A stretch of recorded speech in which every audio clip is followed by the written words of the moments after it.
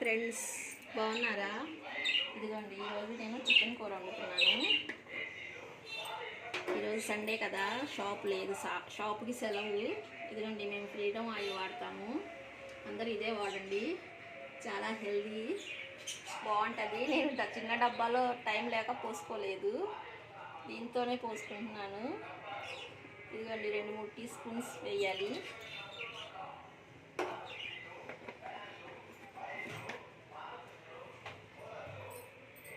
వేసాను కదా, కొంచెం వేడెక్కినాక ఇలా ప్రిపేర్ చేసుకోవాలి. ఉల్లిపాయలు, పచ్చిమిర్చి 3, కొత్తిమీర, ఇది మసాలా పేస్ట్ చేశాను. గసగసాలు, కొంచెం జీలకర్ర 1 స్పూను, ధనియాలు, కొబ్బరి వేయలేదు, మా అబ్బాయికి గ్యాస్ వస్తుంది, అందుకనే నేను కొబ్బరి మానేశాను. లవంగాలు, చెక్క నేను పేస్ట్ పొడి చెయ్యను, ఇలాగే వేస్తాను. ఇలా వేస్తే చాలా టేస్ట్గా ఉంటుంది, అందుకని నేను ఇలాగే వేస్తాను.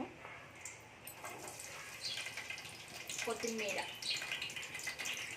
కొంచెం, 1 కప్పు కొత్తిమీర. కేజీ కూర అండి,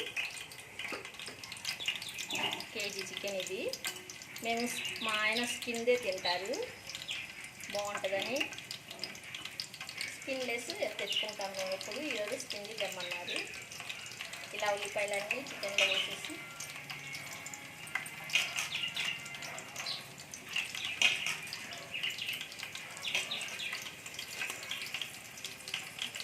పసుపు 1/2 టీ స్పూను,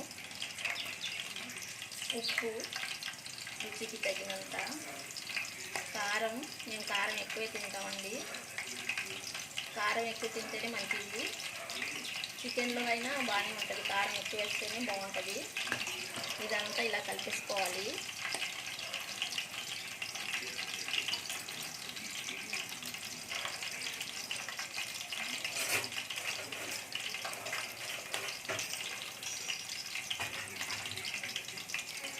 నేను కుక్కర్లో వండాను, ఇలా డేక్షలోనే వండుతాను.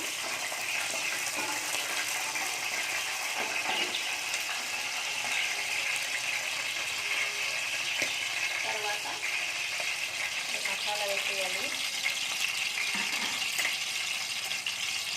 మొత్తం ఇలా కలిపేసుకోవాలి చక్కగా, ముక్కలన్నిటికి పట్టినట్టు బాగా కలుపుకోవాలి.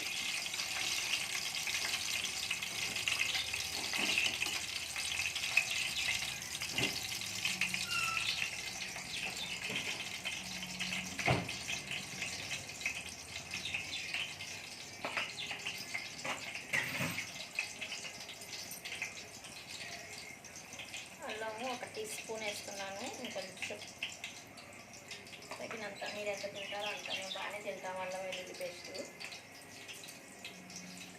ఒక్కొక్కళ్ళు ఒక్కొక్కలా తింటారు కదా, నేను కొంచెం ఘాటుగానే తింటాం అన్నీ. ఇంకా కొంచెం కారం వేయాల్సి వస్తుంది, సరిపడలేదు. ఇలా ఉంది కదా, చికెన్ మొత్తం ఇట్లా వేసేయాలి.